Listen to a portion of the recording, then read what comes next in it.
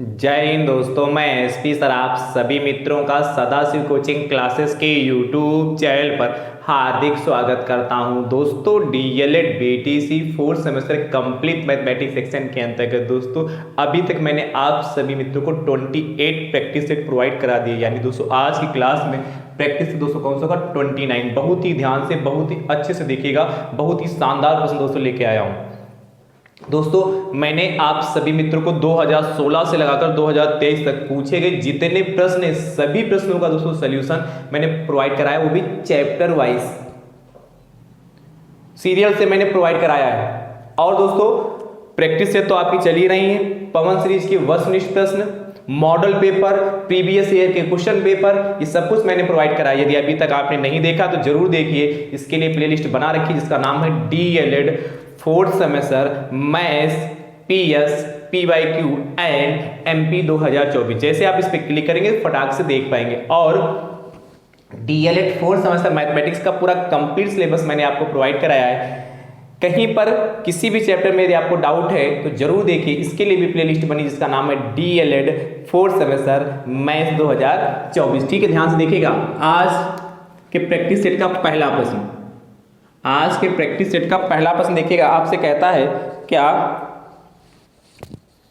कहता है कि एक समांतर चतुर्भुज की दो संलग्न भुजाएं, एक समांतर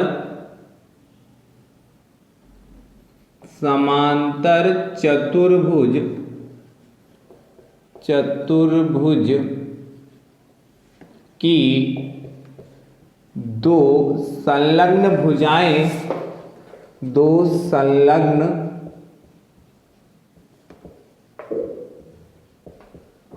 भुजाएं 6 सेंटीमीटर और 10 सेंटीमीटर हैं। 6 सेंटीमीटर और 10 सेंटीमीटर, 6 सेंटीमीटर और 10 सेंटीमीटर है तथा उसका विकर्ण था है तथा उसका जो विकर्ण है वो कह रहा 8 सेंटीमीटर है, 8 सेंटीमीटर है। आपसे जानना चाहता है समांतर चतुर्भुज का क्षेत्रफल, समांतर चतुर्भुज का क्षेत्रफल ज्ञात कीजिए,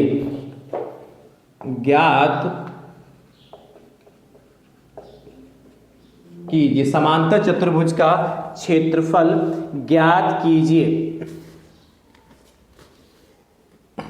नोट कर लिया? तो देखिए आपसे कह रहा है समांतर चतुर्भुज का क्षेत्रफल ज्ञात कीजिए। तो आप जानते हैं समांतर चतुर्भुज का क्षेत्रफल होता है आधार गुणे ऊंचाई, परंतु इसमें ऊंचाई का जिक्र नहीं किया गया। तो दोस्तों हम करेंगे क्या, एक दूसरा तरीके से इसको लगाना है, क्योंकि इसके संलग्न भुजाएं पता है और उसका विकर्ण पता है। देखिए सबसे पहले समांतर चतुर्भुज बनाते हैं। तो देखिएगा एक ये हमारा समांतर चतुर्भुज है, ये इसका नाम क्या है ए बी सी और डी, इसको इससे मिला दिया, बीडी विकर्ण हो गया हमारा। तो देखिएगा कह रहा है एक समांतर चतुर्भुज की दो संलग्न भुजाएं 6 सेंटीमीटर है, तो इसको मान लेते हैं हमारा यह कितना 6 सेंटीमीटर है, 6 सेंटीमीटर, ये हमारा 6 सेंटीमीटर हो गया। और दूसरी कितनी 10 सेंटीमीटर, बीसी मान लेते हैं 10 सेंटीमीटर है, या इसको 10 मान लो या उसको ऊपर मान ले, चलिए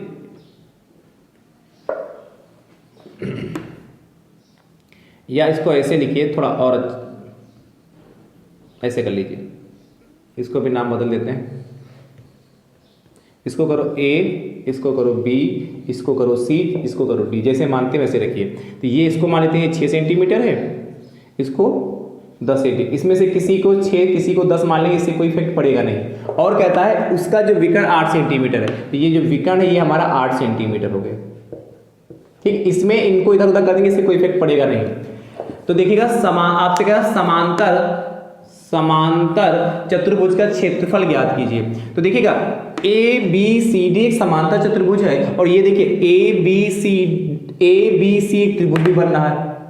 और जब ये विकर्ण AC है, जो विकर्ण AC यह समांतर चतुर्भुज यदि है उसमें एक विकर्ण खींचा गया तो वह विकर्ण समांतर चतुर्भुज को दो बराबर त्रिभुजों में डिवाइड करता है। यानी कि जितना ABC का क्षेत्रफल, त्रिभुज ABC का जितना क्षेत्रफल होगा, एरिया होगा, उतना ही एरिया ADC का होगा। इसका एरिया और इसका एरिया आपस में बराबर होगा।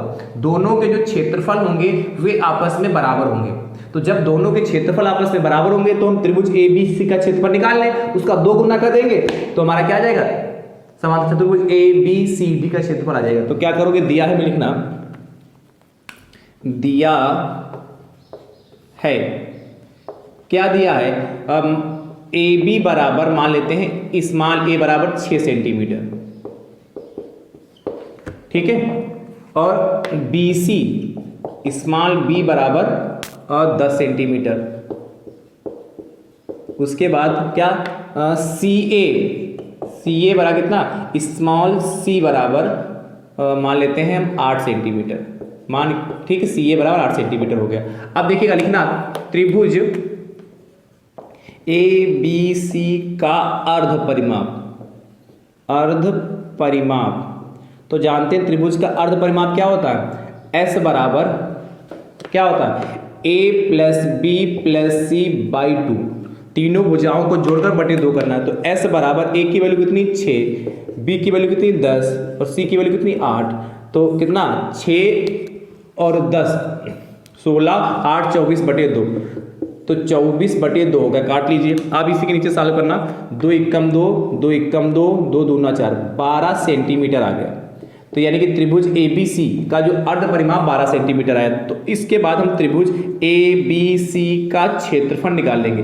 अब देखिए यह जो त्रिभुज है ABC, यह एक विषमबाहु त्रिभुज, कैसे पता चला कि तीनों भुजाएं अलग है, ये 6 है, ये 10 है, ये 8 है। तो आप जानते हैं विषमबाहु त्रिभुज का जो क्षेत्रफल होता है S minus A, S minus A, S minus B और S माइनस C, ये हमारा विषमबाहु त्रिभुज का क्षेत्रफल होता है। तो देखिएगा अंडर रूट S कितना हमारा 12 इंटू ब्रैकेट में S माइनस A, तो S कितना आपका 12 है और A कितना आपका 6, फिर अगले ब्रैकेट में S माइनस B, तो S 12 हो गया, B कितना आपका 10 है, और अगले ब्रैकेट में S माइनस C, S आपका 12 है और C कितना आपका 8 है। बस सॉल्व कर लीजिए। तो अंडर रूट 12, देखिए यहाँ 12 में से 6 गया 6 बचेगा, इंटू 12 में से 10 गया 2 बचा जाके, इंटू 12 में से 8 गया 4 बचा जाके। बस इसको सॉल्व कर लेते हैं, मल्टीप्लाई मत करिएगा, इसको ओपन ही करिए। देखिए 12 को लिख सकते हैं 2 गुणे 2 गुणे 3, 2 दूना 4 3 12, 6 को लिख सकते हैं 2 गुणे 3 या 3 गुणे 2 लिख लें। 6 को क्या लिख सकते हैं 3 गुणे 2, 2 को ऐसे रखें, 4 को 2 गुणे 2 तो लिख ही सकते हैं। आपको पता है ये स्क्वायर रूट है ना, तो स्क्वायर रूट में से 2 का पेयर बनता है, इन दोनों के पेयर में से ये 2 बाहर आ गया, इन दोनों के पेयर में से ये 3 बाहर आ गया, इन दोनों के पेयर में से ये 2 बाहर आ गया, इन दोनों के पेयर में से ये 2 बाहर आ गया। 2 3 6 दूनी 8, 2 3 6, 6 दूनी 12 दूनी 24, 24 क्या वर्ग सेंटीमीटर आ जाएगा। इसका क्षेत्रफल कितना 24 वर्ग सेंटीमीटर आ गया। त्रिभुज ABC का जो क्षेत्रफल आया कि 24 वर्ग सेंटीमीटर आया। त्रिभुज ABC का क्षेत्रफल बराबर कितना आएगा, बराबर 24 सेंटीमीटर है। यहाँ भी लिख सकते हैं बीच में। अब हमें चाहिए क्या था, इसके बाद इधर देखिएगा, हमें चाहिए क्या, समांतर चतुर्भुज का क्षेत्रफल। तो लिखना समांतर चतुर्भुज ABCD का क्षेत्रफल 2 गुणे त्रिभुज ABC का क्षेत्रफल, 2 गुणे त्रिभुज ABC का क्षेत्र। अभी मैंने बताया कि या त्रिभुज का जो क्षेत्रफल होगा आपस में बराबर होगा। तो क्या लिखोगे 2 और गुणे त्रिभुज ABC का क्षेत्रफल कितना आया, देखिए 24, यानी कितना 2 गुणे 24 मतलब 48 वर्ग सेंटीमीटर। नीचे लिखना अतः समांतर चतुर्भुज का क्षेत्रफल बराबर 48 वर्ग सेंटीमीटर हो गया। इस तरीके से दोस्तों इस टाइप के प्रश्न को सॉल्व करते हैं। चलिए नोट करिए, बढ़िया शानदार प्रश्न है। अगला आपसे कहता है, अच्छा अंतिम लास्ट वाली लाइन नहीं दिख रही है आपको, मैं बोले दे रहा हूं, यहाँ लिखा है लास्ट वाली लाइन में त्रिभुज, यहाँ पे मैं बोल दे रहा हूं लास्ट लाइन नहीं दिखा, त्रिभुज ABC का क्षेत्रफल बराबर 24, ठीक है 24 वर्ग सेंटीमीटर लिखा है, लास्ट में 24 वर्ग सेंटीमीटर लिखा है, ठीक है। अगला क्वेश्चन देखिएगा, सेकेंड, सेम टू सेम ऐसे ही करना है। एक समांतर चतुर्भुज की दो संलग्न भुजाएं 30 सेंटीमीटर व 14 सेंटीमीटर है। 30 सेंटीमीटर व 14 सेंटीमीटर है। 30 और 14, 30 सेंटीमीटर और 14 सेंटीमीटर। इसका जो विकर्ण है वो 40 सेंटीमीटर है। विकर्ण कितना है? 40 सेंटीमीटर है। तो समांतर चतुर्भुज का क्षेत्रफल ज्ञात कीजिए। तो हमें क्या ज्ञात करना है? समांतर चतुर्भुज का क्षेत्रफल ज्ञात करना। चलिए इसको नोट कर लीजिए, फटाफट इसको नोट कर लीजिए। हाँ, हो गया नोट? अच्छी बात है। अगला प्रश्न कह रहा है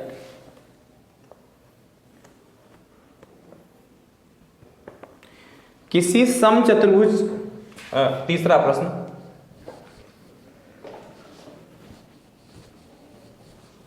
थर्ड कह रहा है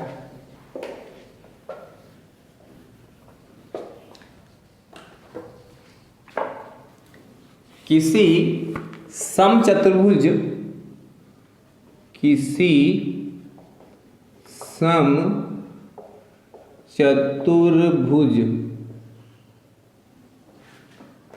की प्रत्येक भुजा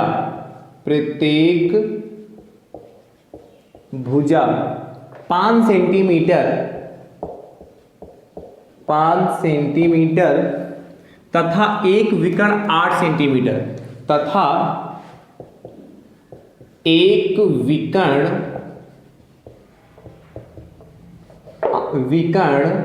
एक विकर्ण 8 सेंटीमीटर है तो समचतुर्भुज का क्षेत्रफल बताइए। तो समचतुर्भुज का क्षेत्रफल बताइए। तो समचतुर्भुज का क्षेत्रफल बताइए। ध्यान समझिए कैसे इसका हम क्षेत्रफल निकालेंगे। तो अब करें इसको।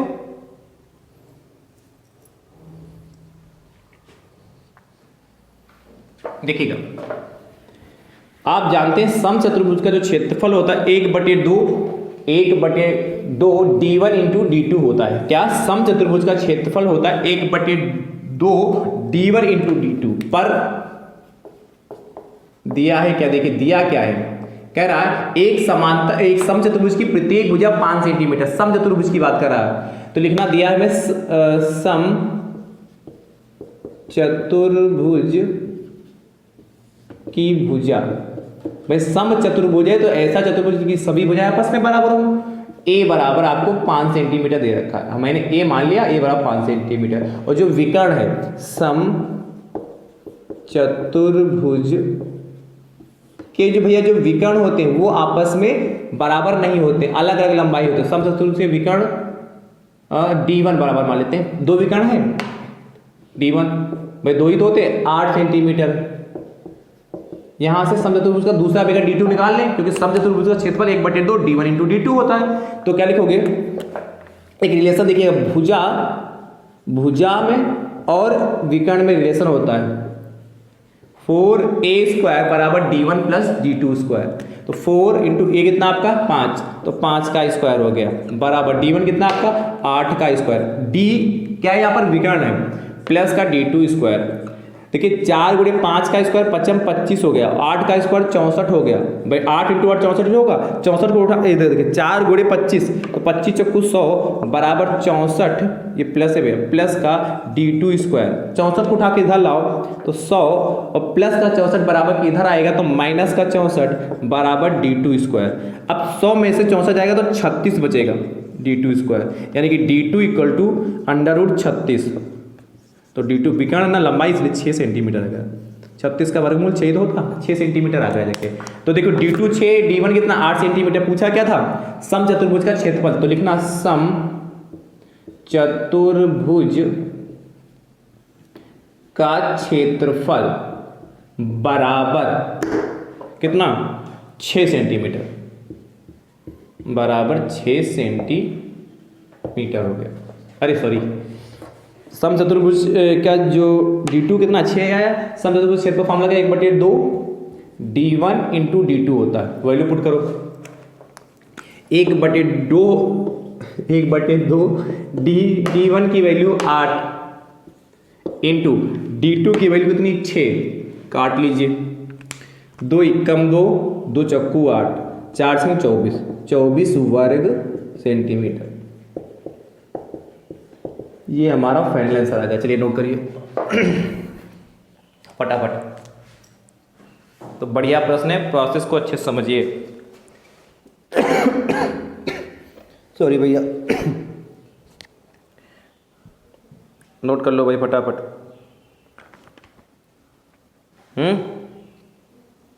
नोट हो गया?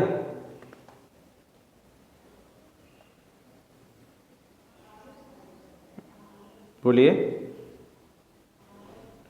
कह रहा है किसी समचतुर्भुज के ये जो प्रत्येक भुजा है वह 13 सेंटीमीटर, कितनी 13 सेंटीमीटर की, 13 सेंटीमीटर की, तथा एक विकर्ण उसका कह रहा है, आपसे कह रहा है कि एक विकर्ण है 24 सेंटीमीटर का। तो आपसे कह रहा समचतुर्भुज का क्षेत्रफल बताइए। ठीक है, जैसे इसको किया है वैसे करिएगा और आपको समचतुर्भुज का क्षेत्रफल बताना है। ठीक है, अगला देखिए, बिल्कुल नया प्रश्न है, इसको रब करें। ये चौथा प्रश्न है भैया। कौन सा प्रश्न है? चौथा। ठीक है, नोट कर लो।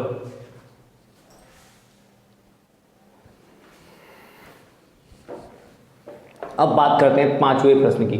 छोटे छोटे प्रश्न हैं पर बहुत बढ़िया प्रश्न है। पांचवा प्रश्न कहता है, 5th नंबर, क्या यदि a की पावर b बराबर 125 हो तो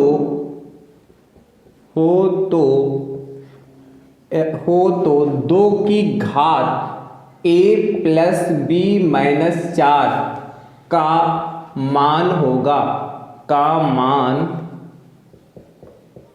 कितना होगा, का मान कितना होगा, या का मान ज्ञात कीजिए,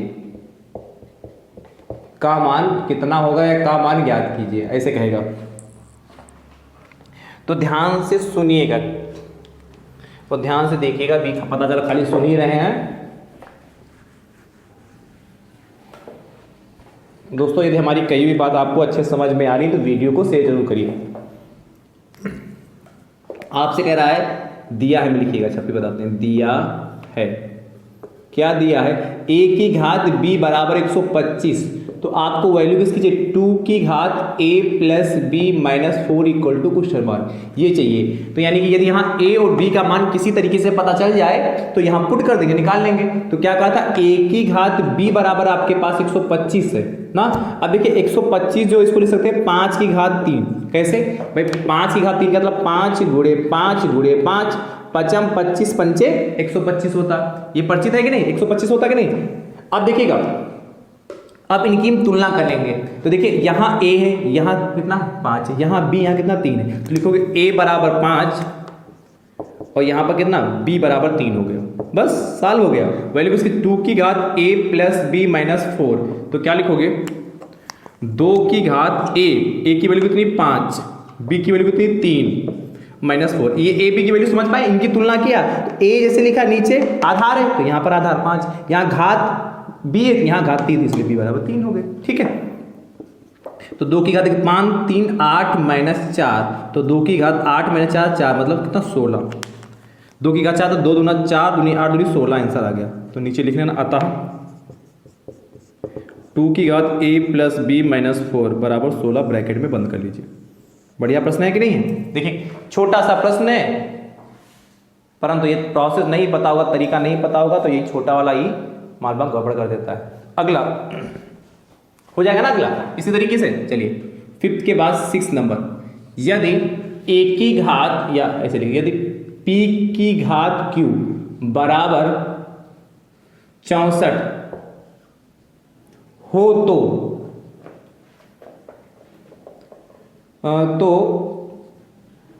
p 2 की घात p प्लस क्यू माइनस 4 का मान ज्ञात कीजिए। p प्लस, ये p है भैया, कोई डिजाइन नहीं बन गई। p प्लस क्यू माइनस 4 का मान कितना होगा ज्ञात कीजिए। अगला 6 के बाद 7 देखिएगा। 7वां नंबर आपसे कह रहा 7 नंबर। 7 नंबर दोस्तों प्रश्न आपसे कहता है, ऐसा ही एक प्रश्न है कि यदि m की घात n बराबर 121 हो तो m की घात -1 की घात n प्लस 1 का मान ज्ञात कीजिए। का मान ज्ञात कीजिए। का मान हमें ज्ञात करना है, तो ध्यान समझिएगा कैसे करेंगे इसको। आपसे क्या कह रहा है कि यदि m की घात n बराबर 121 हो तो इसका मान ज्ञात करना है। तो दिया है, लिखिएगा, देखिए कैसे करेंगे इसको। आपसे कह रहा है, दिया है में क्या लिखेंगे, दिया है क्या, m की घात n बराबर 121 और वैल्यू किसकी फाइंड करनी है हमें, m-1 की घात n प्लस 1। तो ये इसका मान तभी पता चलेगा जब हम m और n का मान ज्ञात कर लेंगे। तो m और n का मान ज्ञात करेंगे कि m की घात n बराबर 121 है, इसके स्थान पर हम क्या रखेंगे, 121 देखिए 11 का स्क्वायर होता है। अब तुलना करें, देखिए आधार यहाँ कितना है m, तो m बराबर आपका 11 हो गया और यहाँ पर देखिए पावर कितनी है n और यहाँ पर पावर कितनी 2, तो n बराबर आपका 2 हो गया। n बराबर आपका 2 हो गया, m बराबर 11 हो गया। चाहिए किसका मान चाहिए था, m-1 की घात n प्लस 1। तो देखिएगा m का मान कितना 11 है, तो जहाँ m है वहाँ लिखेंगे 11 -1 की घात n की घात कितनी, n की वैल्यू कितनी 2, तो जहां घात में n है वहां पर लिखेंगे 2 प्लस 1 हो गया। तो 11 में से 1 गया, 10 की घात 2 प्लस 1 3 और 10 की घात 3 मतलब कितना 1000। तो क्या लिखोगे, m-1 की घात n प्लस 1 बराबर 1000। ये हमारा फाइनल आंसर आ गया। ठीक है, तो m-1 की घात n प्लस 1 हो गया। ठीक है, अगला देखिएगा 7 के बाद 8 नंबर। यदि x की घात y बराबर 144, x की घात y बराबर 144 हो तो m-2 की घात n प्लस 1 का मान बताइए। x की घात y बराबर 144 हो तो n प्लस 1 का मान बताइए। m की घात नहीं, m-2 की घात n प्लस 1 का मान बताइए। जैसे किया वैसे करिएगा, इसका उत्तर कमेंट बॉक्स में जरूर दीजिएगा। अगला 9 नंबर दोस्तों प्रश्न आपसे कह रहा है, ध्यान से 9 नंबर आपसे कह रहा है कि यदि 8 की घात x प्लस 1 बराबर 64 हो तो 3 की घात 2x प्लस 1, 3 की घात 2x प्लस 1 का मान ज्ञात कीजिए। का मान ज्ञात कीजिए। हमें इसका मान ज्ञात करना है। अब ध्यान समझिएगा, इसको कैसे करेंगे। आपसे कह रहा है क्या, यदि 8 की घात x प्लस 1 बराबर 64 हो तो 3 की घात 2x प्लस 1 का मान ज्ञात करना है। तो लिखोगे क्या दिया है, हमें वैसे ही करना है। इसको दिया है, थोड़ा सा बदलाव किया गया। 8 की घात x प्लस 1 बराबर 64 है। ठीक, इसको सॉल्व कर लीजिए।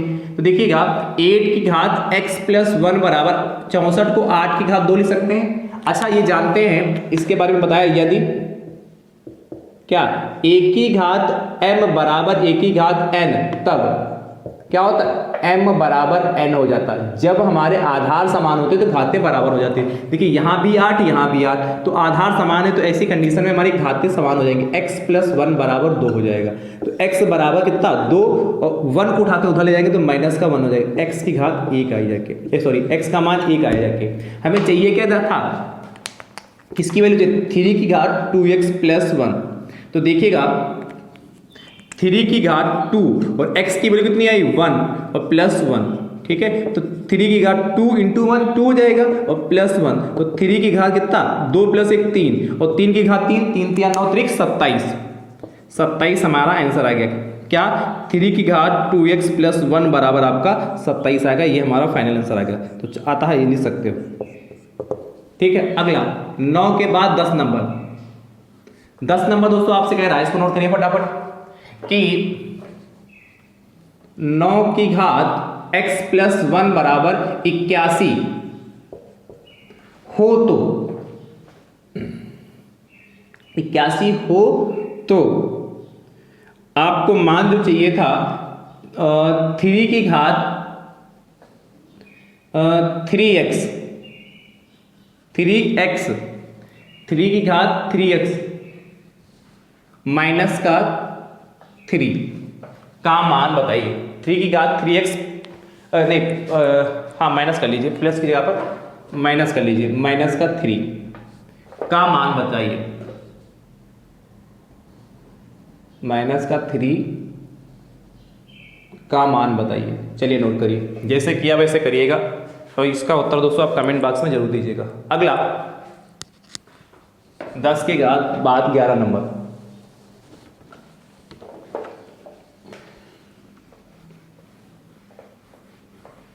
नोट कर लिया था कि नहीं?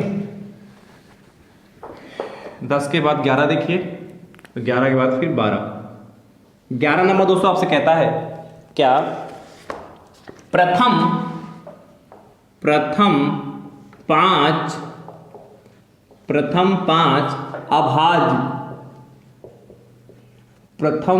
अभाज्य संख्याओं